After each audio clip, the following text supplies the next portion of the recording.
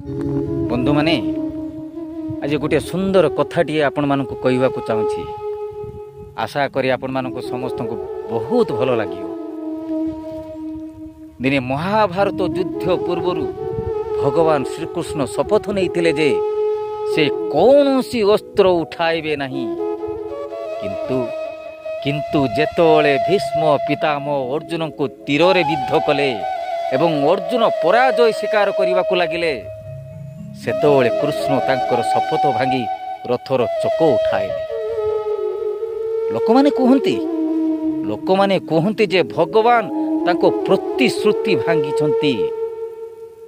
କିନ୍ତୁ ବନ୍ଧୁମାନେ, ଭଗବାନ ଶ୍ରୀକୃଷ୍ଣ ବିଶ୍ୱକୁ ଏକ ବହୁତ ବଡ଼ କଟୁ ସତ୍ୟ ଶିଖାଇଲେ।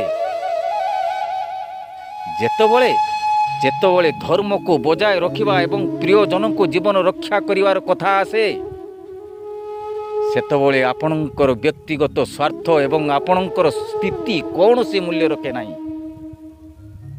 ଜଣେ ପ୍ରକୃତ ମଣିଷ ହେଉଛି ଯିଏ ଠିକ୍ ସମୟରେ ତାଙ୍କ ପ୍ରିୟଜନଙ୍କ ପାଇଁ ତାଙ୍କ ନୀତିକୁ ବାଜିରେ ଲଗାଏ।